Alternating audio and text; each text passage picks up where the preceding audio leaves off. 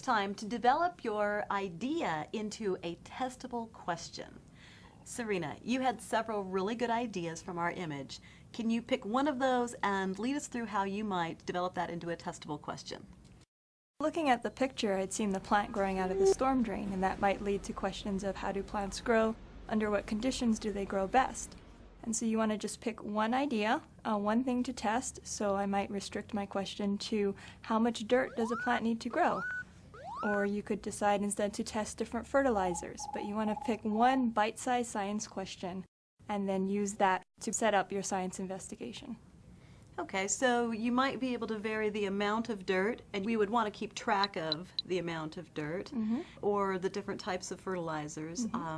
How many types of fertilizers might you try? Generally, you want to experiment with probably at least 3 different options for each one. It'll of course depend on your science question, but if you just have one data point, of course that doesn't really tell you anything. You need 2 to compare, and then 3 to really start seeing a trend, and then obviously more, if possible, is usually better. Okay, so you'll want to be sure to measure your results somehow. Measuring the results on a plant might involve... It just depends on what you're measuring. If you're looking for the health of the plant, you could look at plant height. If it's a blooming plant, how many flowers perhaps come out. You could look at its root system perhaps. It just depends on what you're measuring. Okay, so the question would be something along the lines of, how does this affect this? And your this and this would have to be specified very clearly so that you would be measuring either how does fertilizer affect plant growth in height, or how does fertilizer affect number of flowers. So you would need to make sure that you specify your input variable and your output expectation.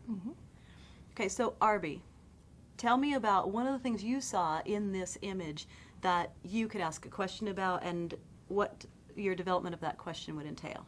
Well, like I said, being an engineer, first thing I think of is how to make things better. So I saw the car, and for you kids, I don't recommend borrowing your parents' car for this.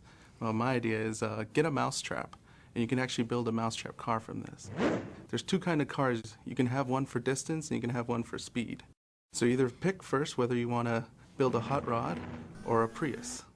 How do you make a car go long distance with the same equipment? 4 wheels, a mousetrap, and some sort of pulley and lever system to transfer the energy from the mousetrap to the wheels. You can change the wheel size, you can change the wheel diameter, you can change the kind of traction, the width of the wheels, you can change the length of the mousetrap arm, and playing with those variables you can arrive at a long distance car or a hot rod.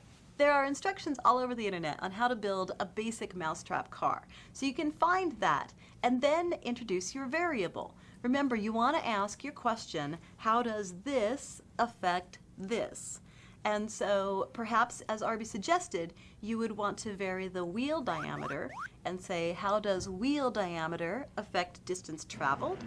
Or how does wheel diameter affect speed? Or even with the traction change, how does traction affect distance? Remember, both of your variables need to be measurable. So you need to be able to quantify your traction or your diameter and then measure your distance or your speed. Be sure to use a regular mousetrap and be careful not to catch your fingers. Join us next to see how we might conduct an experiment and develop our data collection mechanisms.